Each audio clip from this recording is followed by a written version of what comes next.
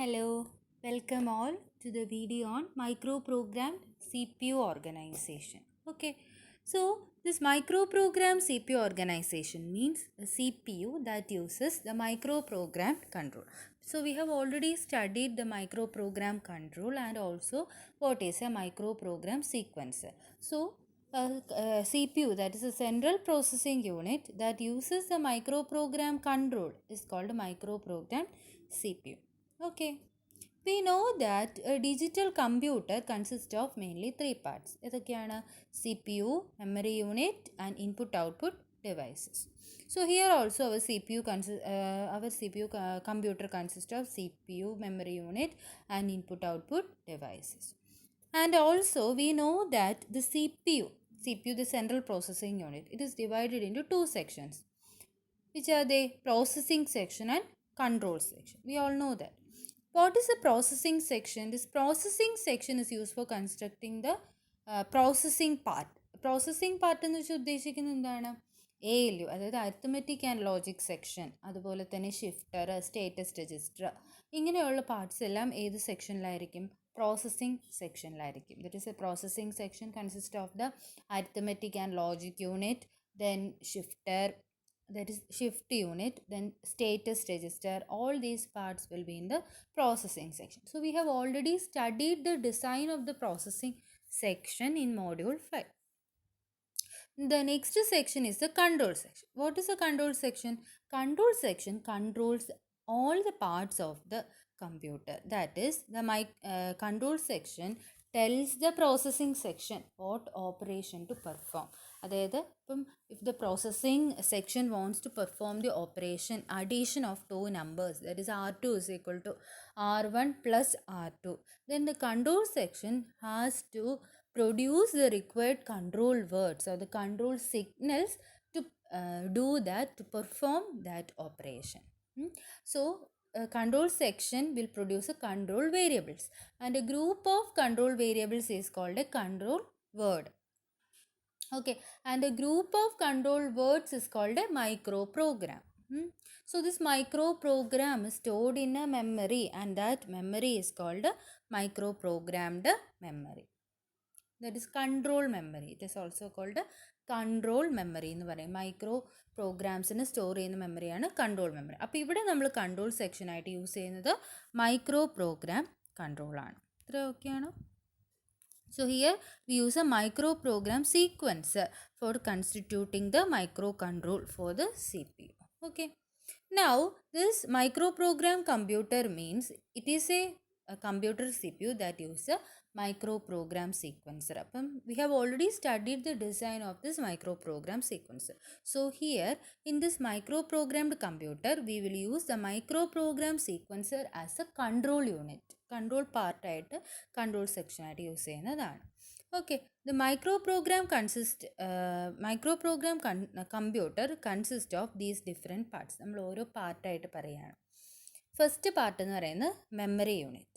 Memory unit എന്ന് വെച്ചാൽ memory unit, what is the use of the memory unit? Memory unit stores all the data and all the instructions that are supplied by the user through the input output device. That we already know. Memory യൂണിറ്റിലാണ് നമ്മുടെ പ്രോഗ്രാമും ഡേറ്റയും എല്ലാം store ചെയ്തേക്കുന്നത്. And there are two types of processor units. ഏതൊക്കെയാണ്? Data processor and address processor. What is data processor? Data processor manipulates data. And what is address processor? It manipulates address. So that is, if the instruction at one particular address, for example 1000 is executed, it has to decide the instruction at which address has to be executed next. That is decided by the address processor. Okay, so this data processor and address processor, then memory unit, and we can also combine this data processor and address processor into one processor. That is also possible. Okay, so the next part is, so we have memory unit, processor unit. Next part is microprogram sequencer, and which next part is control memory, and there are also some other digital functions. So these are the different parts. Okay. So, and what is happening here is that the memory unit stores the instructions. അപ്പോൾ ഈ memory യൂണിറ്റിൽ store ചെയ്യുന്ന ഇൻസ്ട്രക്ഷൻസിനെ extract ചെയ്യണം, എന്നിട്ട് അതിനെ execute ചെയ്യണം. അതാണ് മെയിനായിട്ട് നടക്കുക. പിന്നെ ഇതിനകത്ത് ഒരു കോഡ് ട്രാൻസ്ഫോർമേഷൻ എന്ന് പറയുന്ന യൂണിറ്റ് ഉണ്ട്. അപ്പോൾ ഈ the function of this code transformation unit is mapping. അതായത് നമ്മളൊരു ഇൻസ്ട്രക്ഷൻ ഫെച്ച് ചെയ്താൽ ആ ഇൻസ്ട്രക്ഷനെ നമ്മുടെ മൈക്രോ പ്രോഗ്രാം സീക്വൻസിൻ്റെ സ്റ്റാർട്ടിംഗ് അഡ്രസ്സായിട്ട് കൺവേർട്ട് ചെയ്യുക എന്നുള്ളതാണ് കോഡ് ട്രാൻസ്ഫോർമേഷൻ യൂണിറ്റിൻ്റെ ഫങ്ഷൻ. നമുക്ക് ആ ഫിഗർ കാണുമ്പോൾ അത് കുറച്ചുകൂടെ ക്ലിയർ ആണ്. So this is the figure for the microprogram sequencer. I will once more tell you what are the different parts. So we have the memory unit. So the memory unit is given here. Okay. Then we have two processors. They are the address processor and the data processor. What are the different parts of the address processor? We have the program counter. What is the use of the program counter? Program counter points to the instruction that is to be executed next. Then we have the memory address register. How can we execute an instruction which is stored in the memory? First, the address of the instruction is stored in the memory address register and a read signal is issued. Then the instruction will be read from the memory and it will be stored in the instruction register. So the instruction register stores the instruction that is currently fetched from the memory or extracted from the memory. ഇതൊക്കെ നമുക്ക് already അറിയാവുന്ന കാര്യങ്ങളാണ്. So first ഏത് instruction ആണോ execute ചെയ്യേണ്ടത് അതിൻ്റെ address രജിസ്റ്ററിൽ വെക്കണം. Then A read signal is given. Then the instruction is extracted from the memory and it is stored in the instruction register. Okay, so these all things you know. Then the instruction register and the microprogram sequencer, between that there is a unit called a code transformation unit. So what is the function of this code transformation unit is that it is used to convert the operation codes of an instruction bits into a starting address of the microprogram sequencer or a starting address for the control memory. അതായത് ഇൻസ്ട്രക്ഷനെ operation code ബിറ്റ്സിനെ നമ്മുടെ control മെമ്മറിയുടെ starting അഡ്രസ്സായിട്ട് convert ചെയ്യുന്ന യൂണിറ്റാണ് code transformation unit. ഇവിടെ നമ്മൾ the code transformation unit here that we use will be a ROM or it can be a PLA. What is PLA? Programmable logic array. ROM read only memory അല്ലെങ്കിൽ ഒരു PLA ആയിരിക്കും code transformation unit ആയിട്ട് use ചെയ്യുന്നത്. ഇത്രയൊക്കെയാണോ? Then we have a control memory. This control memory is a ROM which stores all the micro instructions or the micro program is stored in the control memory.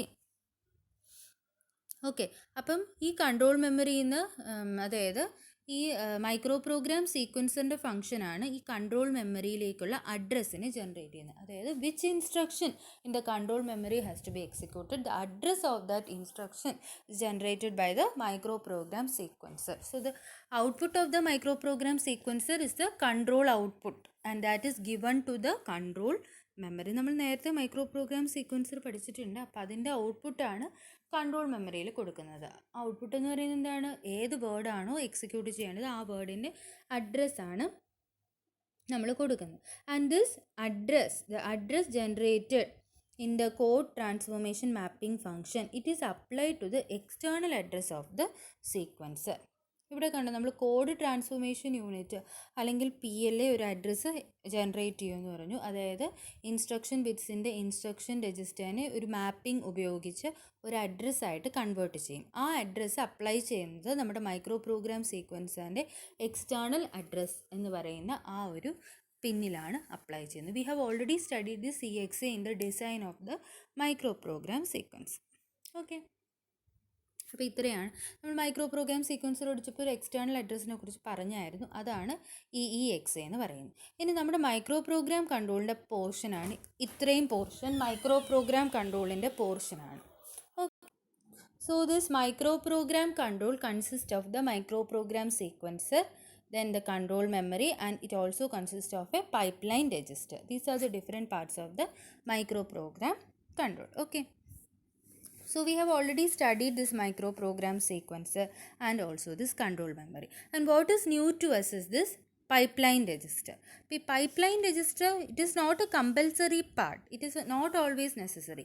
What its function is to speed up the operation. That is, it uses the technique called pipelining. അതായത് pipe line register use ചെയ്യുന്നതെന്ന് വെച്ചാൽ ഇപ്പോൾ നമ്മൾ control മെമ്മറിയിൽ നിന്ന് ഒരു word എടുത്തിട്ട് ഒരു മൈക്രോ ഇൻസ്ട്രക്ഷൻ എടുത്തിട്ട് ഒരു പർട്ടിക്കുലർ ഓപ്പറേഷൻ ചെയ്യുന്ന സമയത്ത് നെക്സ്റ്റ് അഡ്രസ്സ് സൈമിൾട്ടേനിയസ് ആയിട്ട് ജനറേറ്റ് ചെയ്യാൻ പറ്റും. That is the use of this pipeline register. That is, it uses a method called pipelining, which is used to speed up the control operation. That is, the next address can be generated and the output of the control memory can change while the current word in the pipeline register initiate the micro operations. അതായത് ഇപ്പോൾ control മെമ്മറിയിൽ നിന്ന് എടുത്ത word ഉപയോഗിച്ച് micro operations ചെയ്യുന്ന അതേ സമയം തന്നെ നെക്സ്റ്റ് അഡ്രസ്സിനെ, അതായത് ഇപ്പോൾ 1000 മൈക്രോ ഇൻസ്ട്രക്ഷൻ ഉപയോഗിച്ചൊരു ആഡ് ഓപ്പറേഷൻ ചെയ്യുന്ന അതേ സമയത്ത് തന്നെ നെക്സ്റ്റ് അഡ്രസ്സ് ജനറേറ്റ് ചെയ്യാൻ പറ്റും. അതായത് അടുത്ത ഇൻസ്ട്രക്ഷനായ സബ്ട്രാക്റ്റിനുള്ള മൈക്രോ ഓപ്പറേഷൻ്റെ അഡ്രസ്സ് ജനറേറ്റ് ചെയ്യാനായിട്ട് പറ്റും. അതാണ് പൈപ്പ് ലൈൻ രജിസ്റ്ററിൻ്റെ യൂസ്. മനസ്സിലായോ? അതായത് ഇപ്പോൾ 1000 മൈക്രോ ഇൻസ്ട്രക്ഷൻ ആഡ് ഓപ്പറേഷൻ ചെയ്യുന്ന സമയത്ത് 1001 ഇൻസ്ട്രക്ഷൻ, അതായത് 1001 എന്ന് പറയുന്ന നെക്സ്റ്റ് അഡ്രസ്സ് ജനറേറ്റ് ചെയ്യാനായിട്ട് പറ്റും. So two operations can be performed simultaneously. That is the use of this pipe line register. It is not always necessary also. അപ്പോൾ ഇത്രയും ക്ലിയർ ആണോ? ഇനി അടുത്തത് നമ്മുടെ ഈ മൈക്രോ പ്രോഗ്രാം സീക്വൻസറിൻ്റെ ഇവിടെ ഒരു മൾട്ടിപ്ലെക്സർ കണക്ട് ചെയ്തിട്ടുണ്ട്. ഈ മൾട്ടിപ്ലെക്സറിൻ്റെ ഉപയോഗം എന്താണെന്ന് വെച്ചാൽ, ഈ മൾട്ടിപ്ലെക്സറാണ് നമ്മുടെ T input of the micro program sequencer generate ചെയ്യുന്നത്. What is the T input? T input is a test input of the micro program sequence. അതുപോലെ തന്നെ ഈ മൾട്ടിപ്ലെക്സറിൻ്റെ ഇൻപുട്ടായിട്ട് നമ്മൾ കൊടുക്കുന്ന സ്റ്റേറ്റസ് ബിറ്റ്സ് ആണ്. അതായത് ഇസഡ്, ക്യാരി, അങ്ങനെയുള്ള കുറേ സ്റ്റേറ്റസ് ബിറ്റ്സ് ആണ് കൊടുക്കുന്നത്. ആ സ്റ്റേറ്റസ് ബിറ്റ്സിന് കറസ്പോണ്ടിങ് ആയിട്ട് ഈ ടെസ്റ്റ് ഇൻപുട്ട് ജനറേറ്റ് ചെയ്യും. പിന്നെ അതുപോലെ തന്നെ ഈ മൾട്ടിപ്ലെക്സറിൻ്റെ ഒരു ഇൻപുട്ട് എപ്പോഴും വൺ ആണ്. That is one input of the multiplexer is always one. And what is the use of this? This is use to provide an unconditional branch operation. അതായത് unconditional ബ്രാഞ്ചിനാണ് ഈ 1 എന്ന് പറയുന്ന ഇൻപുട്ട്. ബാക്കിയെല്ലാം എന്തിനാണ്? കണ്ടീഷണൽ ബ്രാഞ്ച് ഓപ്പറേഷന് വേണ്ടിയിട്ടാണ്. അപ്പോൾ അതിന് കറസ്പോണ്ടിങ് ആയിട്ടാണ് ഈ ടി എന്ന് പറയുന്ന ഇൻപുട്ട് ജനറേറ്റ് ചെയ്യുന്നത്. ഇത്രയും ഓക്കെ ആണോ? ഇനി നമുക്ക് അടുത്തത് നമുക്ക് ഈ പൈപ്പ് ലൈൻ രജിസ്റ്ററിൻ്റെ ഡിഫറെൻറ്റ് പാർട്സ് നോക്കാം. So the micro instruction format for the control memory is within the pipeline register. So these pipeline register consist of these much bits. ഏതൊക്കെയാണ് ആ ബിറ്റ്സ് എന്ന് നോക്കിയേ. ഐ എന്ന് പറയുന്നത് ഇൻസ്ട്രക്ഷൻ ഫീൽഡ് അല്ല, input field consist of 3 bits that supply the input for the micro program sequencer. അതായത് ഇത് കണ്ടോ, നമ്മൾ മൈക്രോ പ്രോഗ്രാം സീക്വൻസർ പഠിച്ചപ്പം I0 to I2 3 ഇൻപുട്ട്സ് പഠിച്ച ഓർമ്മയുണ്ടോ? I2 ഉപയോഗിച്ചാണ് നമ്മൾ സബ് റൂട്ടീൻ കോളാണ് നോർമൽ ബ്രാഞ്ച് ഓപ്പറേഷൻ ആണോ എന്ന് ഡിറ്റർമിൻ ചെയ്യുന്നത്. ബാക്കിയുള്ള 2 ബിറ്റ്സാണ് I0യും I1ഉം. അപ്പോൾ ഇതെല്ലാം ജനറേറ്റ് ചെയ്യുന്നത് ഈ പൈപ്പ് ലൈൻ രജിസ്റ്റർ ആണ്. Okay, so this pipeline register will supply the input information I0 to I2. അപ്പോൾ അതാണ് സീക്വൻസ് സെലക്ടർ എന്നിവിടെ എഴുതിയിരിക്കുന്നത്. പിന്നെ ബാക്കിയുള്ള ഫീൽഡ്സ് നോക്കാം. SL എന്ന് പറയുന്നത് മൾട്ടിപ്ലെക്സർ സെലക്ടർ ആണ്. SL എന്ന് പറയുന്ന ഫീൽഡ് സെലക്ട് മൾട്ടിപ്ലെക്സർ. അപ്പോൾ ഈ SL ഫീൽഡ് എങ്ങോട്ടേക്കാണ് കണക്ട് ചെയ്തേക്കുന്നത് നോക്കിയേ. SL ഫീൽഡ് എന്ന് പറയുന്നത് മൾട്ടിപ്ലെക്സറിലേക്കാണ് കണക്ട് ചെയ്തേക്കുന്നത്. കണ്ടോ, ഈ മൾട്ടിപ്ലെക്സറിലേക്കാണ് SL ഫീൽഡ് കണക്ട് ചെയ്തത്. ഇനി ഈ BRA എന്ന് പറയുന്നത് ബ്രാഞ്ച് ഫീൽഡ്. ഈ ബ്രാഞ്ച് ഫീൽഡ് എന്ന് പറയുന്നത് ബ്രാഞ്ച് അഡ്രസ്സ് സീക്വൻസറിന് സപ്ലൈ ചെയ്യും. അതായത് നോക്കി, ഈ ബ്രാഞ്ച് ഫീൽഡ് എങ്ങോട്ടേക്കാണ് കണക്ട് ചെയ്തേക്കുന്നത്? മൈക്രോ പ്രോഗ്രാം സീക്വൻസറിൻ്റെ BRA എന്ന് പറയുന്ന ഫീൽഡില്ലേ, നമ്മൾ EXA ഓൾറെഡി പറഞ്ഞു. BRA ഫീൽഡിലേക്കാണ് കണക്ട് ചെയ്തേക്കുന്നത്? ബ്രാഞ്ച് അഡ്രസ്സ് കണക്ട് ചെയ്തേക്കുന്നത്. അപ്പോൾ നമ്മൾ ഇനി അടുത്തത് നോക്കാം. അടുത്തെന്ന് വെച്ചാൽ MC എന്ന് പറയുന്നത് മെമ്മറി കൺട്രോൾ. ഈ മെമ്മറി കൺട്രോൾ ഫീൽഡ് എങ്ങോട്ടേക്ക് കണക്ട് ചെയ്തേക്കുന്നത് വെച്ചാൽ അഡ്രസ് പ്രോസസ്സറിലേക്കാണ് കണക്ട് ചെയ്തേക്കുന്നത്. നമ്മൾ നേരത്തെ പറഞ്ഞ 2 പ്രോസസ്സറുണ്ട്, അഡ്രസ് പ്രോസസ്സറും ഡേറ്റ പ്രോസസ്സറും. അപ്പോൾ MC എന്ന് പറയുന്ന ഫീൽഡ് അഡ്രസ് പ്രോസസ്സറിലേക്കാണ് കണക്ട് ചെയ്തേക്കുന്നത്. And the read and write operations in the control memory, അതായത് മെമ്മറി കൺട്രോൾ എന്നാണ് MC-യുടെ ഫുൾ ഫോം എന്ന് പറയുന്നത്. അപ്പോൾ അത് ഉപയോഗിച്ചാണ് റീഡും റൈറ്റും ഓപ്പറേഷൻസ് കൺട്രോൾ ചെയ്യുന്നത്. അതായത് മെമ്മറിയിലേക്ക് റീഡ് ചെയ്യണോ, മെമ്മറിയിൽ നിന്ന് റീഡ് ചെയ്യണോ, മെമ്മറിയിലേക്ക് റൈറ്റ് ചെയ്യണോ, അത് കൺട്രോൾ ചെയ്യുന്നതാണ് MC field, memory control field. നോക്കി, മെമ്മറി കൺട്രോൾ ഫീൽഡ് എങ്ങോട്ടേക്കാണ് കണക്ട് ചെയ്തേക്കുന്നത്? ഈ അഡ്രസ് പ്രോസസ്സർ പാർട്ടിലേക്കാണ് കണക്ട് ചെയ്തേക്കുന്നത്. ഇനി PS എന്ന് പറയുന്നത് നെക്സ്റ്റ് ഫീൽഡ് പി എസ് എന്ന് പറയുന്നത് പ്രോസസ്സർ സെലക്ട് ഫീൽഡ്. അത് ഉപയോഗിക്കുന്നത് എന്താണെന്ന് വെച്ചാൽ ഡേറ്റ പ്രോസസ്സറിനെ കൺട്രോൾ ചെയ്യാനാണ് പി എസ് ഫീൽഡ് യൂസ് ചെയ്യുന്നത്. നമ്മൾ രണ്ട് പ്രോസസ്സർ വന്നില്ല, അഡ്രസ് പ്രോസസ്സറും ഡേറ്റ പ്രോസസ്സറും. അതിനകത്ത് ഈ ഡേറ്റ പ്രോസസ്സറിനെ കൺട്രോൾ ചെയ്യുന്നതാണ് P S field, processor select field. ഇനി ലാസ്റ്റ് ഫീൽഡ് ഏതാണ്? D F field. ഡി എഫിൻ്റെ ഫുൾ ഫോം ഡേറ്റ ഫീൽഡ്. ഈ ഡേറ്റ ഫീൽഡ് എവിടേക്കാണ് കണക്ട് ചെയ്യുന്നതെന്ന് നോക്കിയാൽ ഡേറ്റ ഫീൽഡ് കണക്ട് ചെയ്തേക്കുന്നത് ഈ മൾട്ടിപ്ലെക്സറിലേക്കാണ്. അതായത് ഡേറ്റ പ്രോസസ്സറിൻ്റെ ഒരു ഇൻപുട്ട് സെലക്ട് ചെയ്യാൻ വേണ്ടിയിട്ടാണ് ഡേറ്റ ഫീൽഡ് സെലക്ട് ചെയ്യുന്നത്. അതായത് കോൺസ്റ്റൻസ് സെലക്ട് ചെയ്യണമെങ്കിലോ സീക്വൻസ് കൗണ്ടിൻ്റെ വാല്യൂസ് സെലക്ട് ചെയ്യണമെങ്കിലോ ആ കേസസിലാണ് ഈ ഡേറ്റ ഫീൽഡ് യൂസ് ചെയ്യുന്നത്. അപ്പോൾ ഏതൊക്കെയാണ് ഫീൽഡ്സ് എന്ന് ക്ലിയർ ആയോ? ഐ എന്ന് പറയുന്നത് സീക്വൻസ് സെലക്ടർ ഫീൽഡ്, അതാണ് I0 to I2ലേക്ക് കണക്ട് ചെയ്യുന്നത്. SL എന്ന് പറയുന്നത് മൾട്ടിപ്ലെക്സറിലേക്ക് കണക്ട് ചെയ്തിട്ടുണ്ട്. BRA എന്ന് പറയുന്നത് branch field, it is connected to the input of the micro program sequencer. Then we have the memory control field. And what is the use of this memory control field? This memory control field is connected to the address processor, and the PS field, it is connected to the data processor, and the DF is the data field which is connected to the input of the multiplexer. Okay, and the output of this data processor can be fed to this memory unit. Data processor data process ചെയ്തിട്ട് result മെമ്മറിയിൽ store ചെയ്യുന്നതാണ് ഇതിൽ കാണിച്ചേക്കുന്നത്.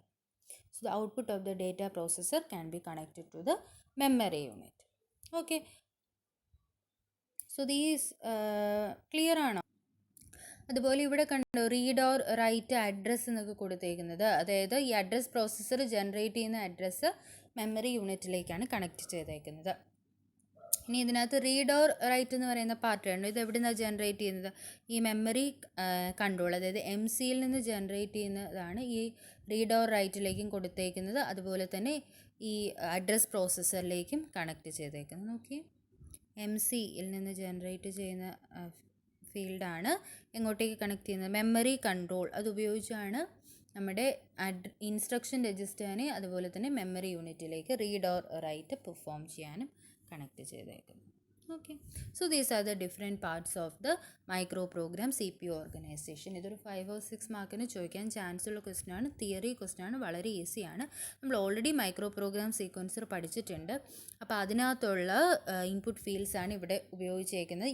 EXA, BRA എന്ന് പറയുന്നത് branch, പിന്നെ T, I0 to I2 ഇതെല്ലാം. Okay, so the main unit that is used is the pipeline register. ബാക്കിയെല്ലാം നമ്മൾ ഓൾറെഡി പഠിച്ചിട്ടുണ്ട്. pipeline registerൻ്റെ ഫംഗ്ഷൻ എന്ന് വെച്ചാൽ speed up the control operation and also it allows the next address to be generated and the output of the control memory can be change while the current word in the pipeline register initiate the micro operations given by the present instruction. And we have already discussed about the different fields of the pipeline register, that is the I field, SL, BRA and also the MC, PS and DF fields, that is memory control, processor select field and also the data field. നമ്മൾ already discuss ചെയ്തതാണ്. Okay, so അപ്പോൾ ഈ ഇതിൻ്റെ figure വരയ്ക്കണം, അതുപോലെ തന്നെ എക്സ്പ്ലനേഷൻസും എഴുതണം ഒരു ക്വസ്റ്റ്യൻ ചോദിക്കുവാണെങ്കിൽ micro program CPU organisation. Okay, so നമ്മൾ മൈക്രോ പ്രോഗ്രാം സീക്വൻസറിൽ പഠിച്ച EXA ഫീൽഡ്, അതുപോലെ തന്നെ ഈ ബ്രാഞ്ച് ഫീൽഡ് 3, ഇതൊക്കെയാണ് ഈ മൈക്രോ പ്രോഗ്രാം കൺട്രോൾ ഓർഗനൈസേഷനിൽ നമ്മളിപ്പോൾ കണ്ട EXA ഫീൽഡും BRA ഫീൽഡും. അതുപോലെ തന്നെ ഈ I1 to I0 ആണ് നമ്മുടെ ഇൻപുട്ട് ഫീൽഡ്, ടെസ്റ്റ് ഫീൽഡ് നമ്മൾ മൈക്രോ പ്രോഗ്രാം സീക്വൻസറിനകത്ത് പഠിച്ചത്. സോ ആ സെയിം ഫീൽഡ്സ് തന്നെയാണ് നമ്മൾ ഈ മൈക്രോ പ്രോഗ്രാം CPU ഓർഗനൈസേഷൻ്റെ ഫീൽഡ്സിനകത്ത് കാണിച്ചേക്കുന്നത്. അപ്പോൾ അതിനെ ജനറേറ്റ് ചെയ്ത് എങ്ങനെ കണക്റ്റ് ചെയ്യാം, ഇപ്പോൾ നമ്മൾ ഇതുവരെ പഠിച്ച എല്ലാ ഡിസൈൻസും കണക്റ്റ് ചെയ്തിട്ട് എങ്ങനെയാണ് ഒരു CPU ജനറേറ്റ് ചെയ്യുന്നതെന്നാണ് നമ്മൾ മൈക്രോ പ്രോഗ്രാം സീക്വൻസറിൻ്റെ ഓർഗനൈസേഷനകത്ത് പഠിച്ചത്. ഓക്കെ, മനസ്സിലായോ? Thank you.